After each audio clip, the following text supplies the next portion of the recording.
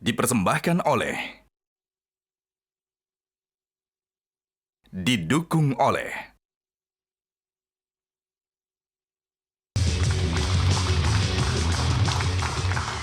Anda kembali bersama kami di Top Economy dan saya lanjutkan perbincangan diskusi kita bersama dengan Prof. Najib. Prof, tadi terpotong gitu ya, saya bertanya soal kualitas SDM syariah di Indonesia saat ini seperti apa sih dan bagaimana juga peran pendidikan gitu ya untuk bisa menyiapkan generasi ke depan untuk kita bisa mencapai Indonesia Emas 2045 dengan SDM syariah yang lebih mumpuni dan bahkan naik kelas.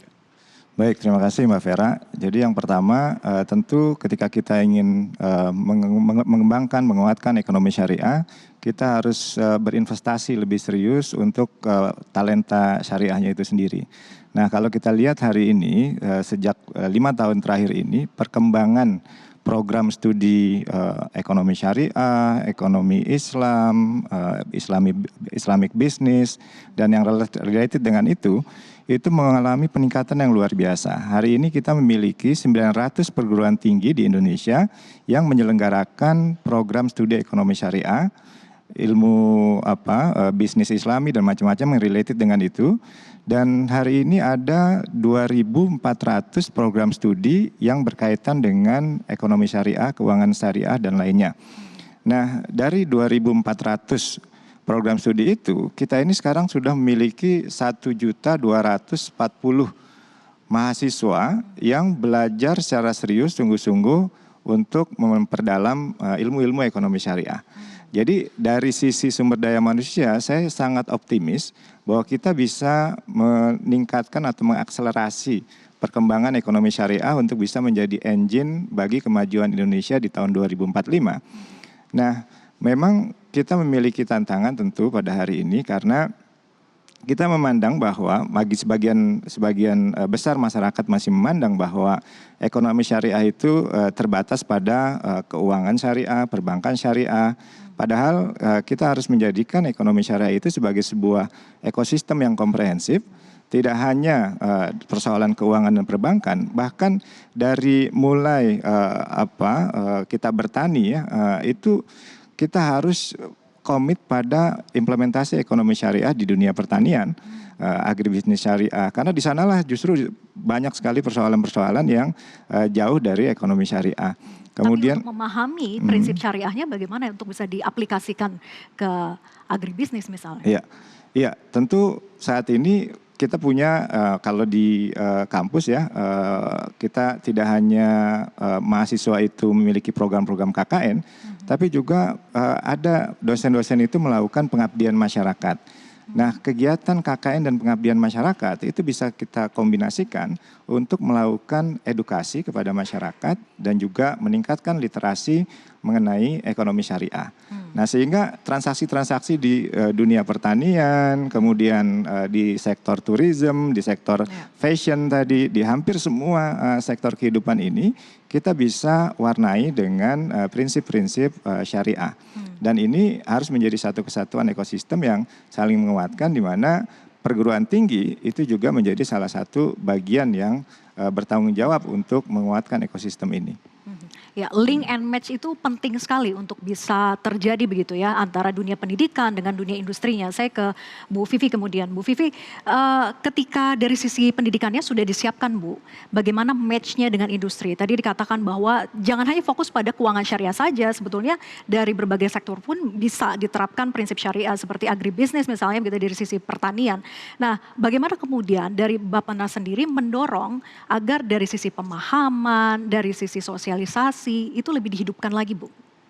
Ya, memang perlu literasi dan juga etika serta komitmen untuk terus menerapkan prinsip-prinsip syariah ini di semua lini. Tidak saja pemerintah, tidak saja industri atau universitas, tapi kita semua tentunya melalui media seperti Metro TV ini salah satu bagian dari edukasi yang sangat penting juga gitu ya. Nah, apa yang diperlukan tentunya penerapannya. Kalau kita sudah tahu, kita mau, tentunya kita mampu. Tapi kalau tahu ya saja belum mau gitu ya, tentunya nggak akan sampai kita mampu melakukannya. Nah, jadi tentunya kita sudah masukkan beberapa target-target di dalam RPJMN, seperti misalnya sertifikasi halal yang saat ini sudah sekitar 11,8 juta produk tersertifikasi. Tentunya kita ingin mendorong untuk diikuti dengan ekspor produk halal. Tidak saja makanan dan minuman tentunya, tetapi kita sudah lumayan advance ya untuk tadi chemical ya dan juga cosmetics. Banyak dicari juga nih. Fashion kita itu juga ranking 1 kalau secara global ya. Tentunya ini mendorong juga kreativitas anak-anak muda kita kalau bukan hanya dalam prinsip syariahnya tapi bagaimana memblending dengan kehidupan kita sehari-hari dengan kreativitas dalam dunia seni, kreativitas dalam game misalnya, kemudian juga tentunya industri yang lain yang nantinya akan meningkatkan nilai ekspor kita, nilai ekspor halal. Dan pertumbuhan juga pariwisata yang ramah muslim ini juga sangat mendorong tidak saja pertumbuhan ekonomi secara nasional tetapi juga di daerah. Kemudian juga keuangan syariah, dari aset-aset keuangan syariah kita sudah menaruh beberapa target yang semuanya lebih tinggi. Intinya adalah kontribusi PDB syariah kita ingin tingkatkan di tahun 2029 itu sekitar 56%, meningkat dari yang sekarang 46% gitu. Jadi banyak hal yang harus kita lakukan bersama-sama. Banyak PR yang harus dikerjakan gitu ya Bu ya. Nah saya ingin ke Pak Tigor kemudian. Pak Tigor, BGN ini kan melakukan edukasi gizi secara masif gitu ya. Nah ini kan juga meliterasi lah begitu. Nah seperti melalui Pekan Gizi 2026 di 18.000 titik sekolah. Seperti apa kemudian kegiatan MBG ini bisa menginspirasi masyarakat pentingnya makan bergizi untuk mencetak generasi unggul. Target kita lagi-lagi di 2045. Ya baik, terima kasih. Jadi yang paling diutamakan oleh BGN ini memang tadi memberikan pemahaman bahwa kita memberikan akses kepada anak-anak seluruh Indonesia untuk dia bisa mendapatkan makan bergizi. Dan kemudian tentu bekerja sama dengan tadi di sektor pendidikan, dengan dunia pendidikan, dengan sekolah-sekolah, guru-guru, kemudian juga tentu dengan orang tua. Nah karena itu memang program kita ini juga kita harapkan didukung oleh orang tua dan masyarakat. Karena itulah SPPG itu secara tata kelola kita buat itu di lingkungan di mana anak-anak itu tinggal dan ibu bapaknya bekerja di sana. Sehingga ibu bapaknya pun jadi teredukasi bagaimana ya gizi seimbang itu. Nah, begitulah cara kita membuat supaya gizi seimbang dan bagus bagi pertumbuhan anak itu menjadi bagian yang sangat familiar di masyarakat, dipahami. Dan ini sangat penting Mbak Vera karena kalau negara kita saat ini kan ada di posisi 19,8% ya angka stuntingnya. Kita memang sudah lebih baik dari Malaysia. Tapi masih di bawah Singapura. Singapura itu di 5%.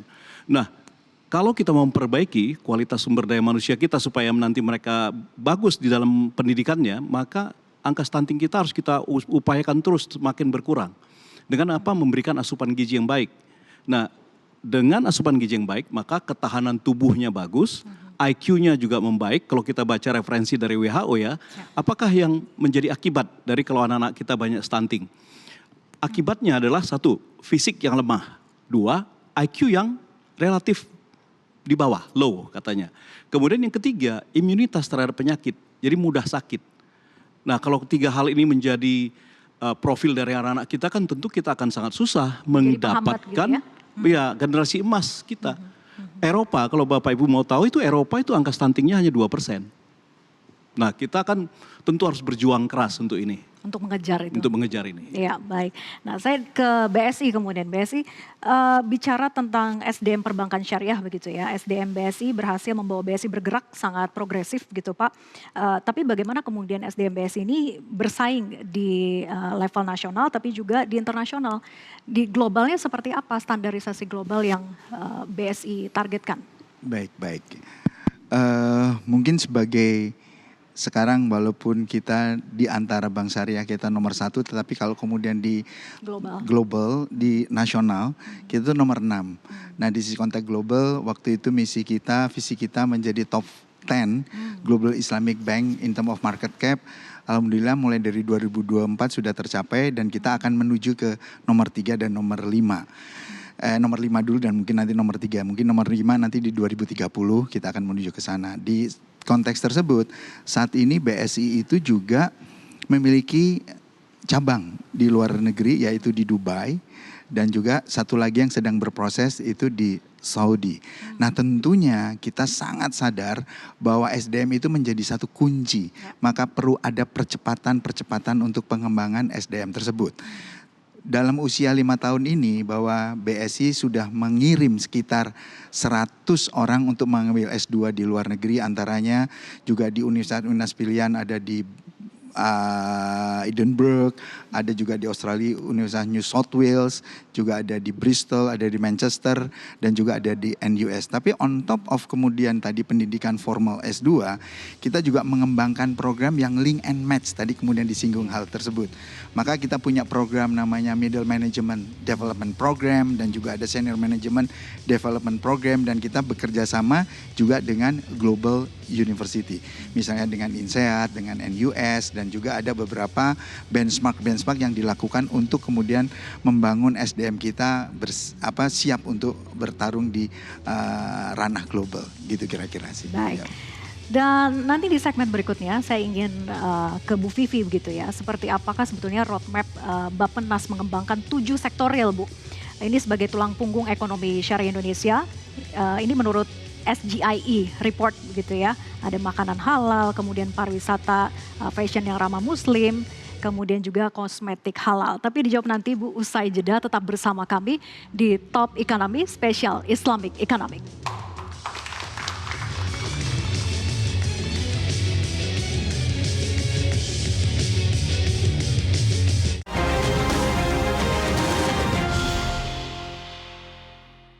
Dipersembahkan oleh, didukung oleh jelajahi cara baru mendapatkan informasi. Download Metro TV Extend sekarang.